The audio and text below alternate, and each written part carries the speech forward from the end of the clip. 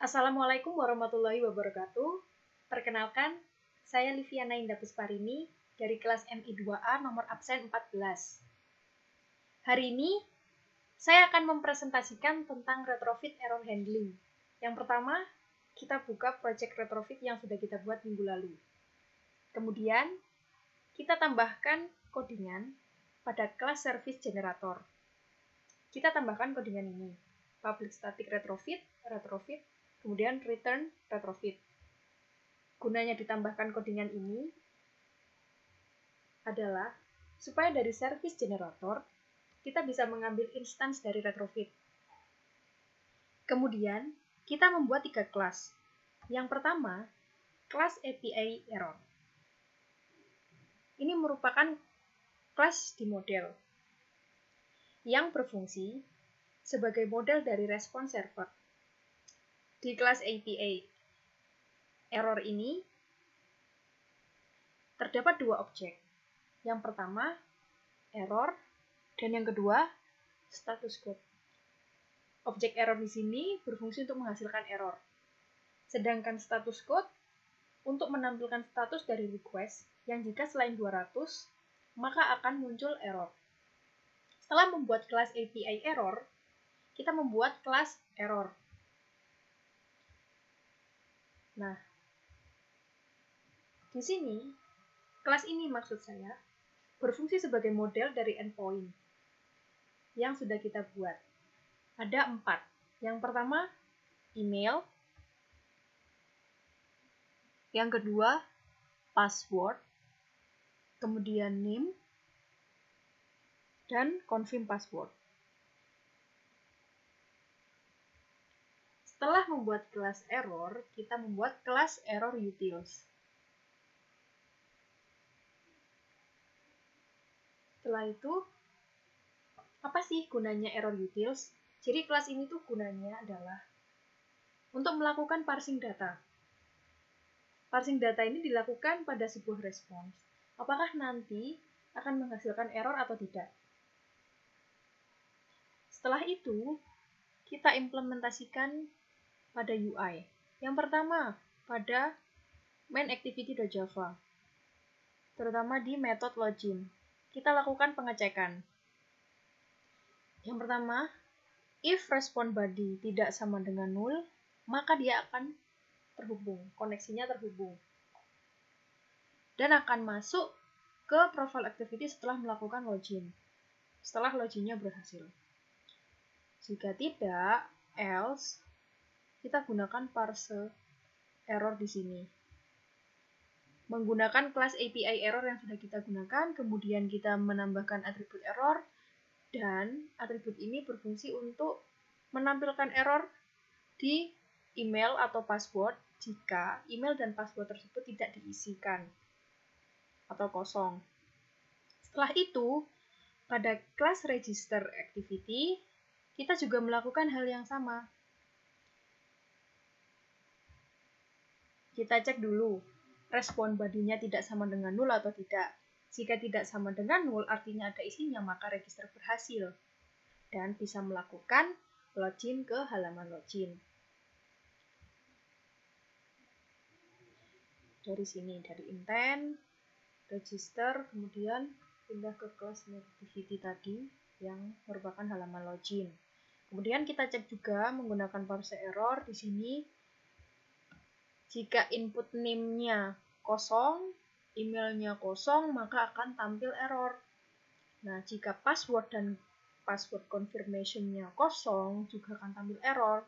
Di sini ada tambahan jika password-nya kurang dari 8 karakter, maka akan muncul alert di mana harus mengisikan password minimal 8 karakter. Jika register berhasil, jika register sudah dilakukan, klik handle register atau di situ ada button register. Nah, di sini dicek lagi apakah email yang dimasukkan tadi sudah valid atau tidak. Ngeceknya pakai email validator. Nah, kemudian ada password dan confirm password. Jika password dan confirm password yang dimasukkan berbeda, maka akan muncul toast password tidak cocok. Kemudian ada else lagi, jika semua data tidak diisikan atau kosong semua, maka akan muncul alert masukkan data. Masukkan semua data. Untuk email validator, saya membuat kelas models email validator seperti ini. Setelah itu akan saya jalankan di handphone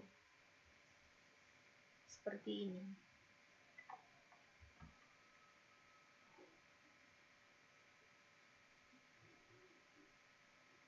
Tersambung dan masuk ke halaman login. Setelah itu saya coba masukkan email yang salah.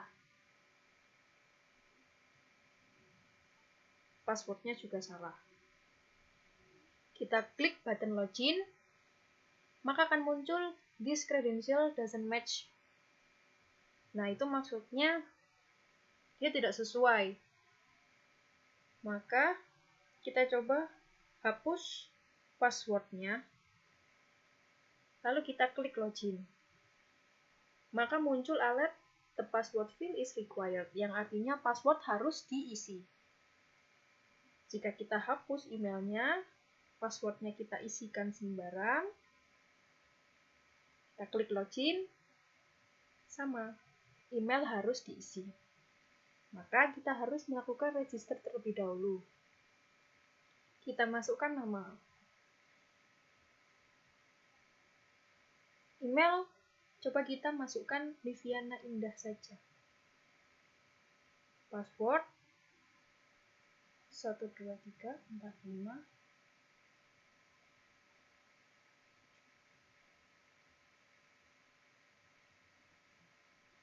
Coba kita isikan password kurang dari 8 karakter. Kita klik register, password tidak cocok. Yang artinya passwordnya tadi tidak sama. Kita samakan.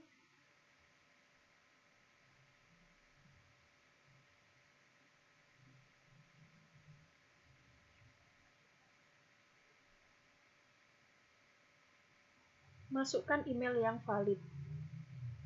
Yang artinya email di sini tidak valid. Kita tambahkan @gmail.com, kemudian kita klik register.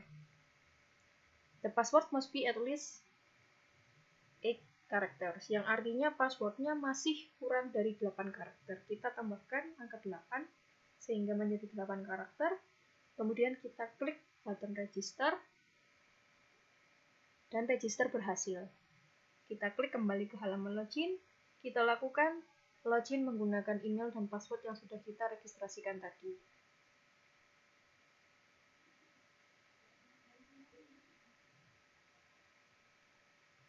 Kita klik login, berhasil. Masuk ke profile activity. Di sini ditampilkan username dan email tadi. Terima kasih. Sekian dari saya. Wassalamualaikum warahmatullahi wabarakatuh.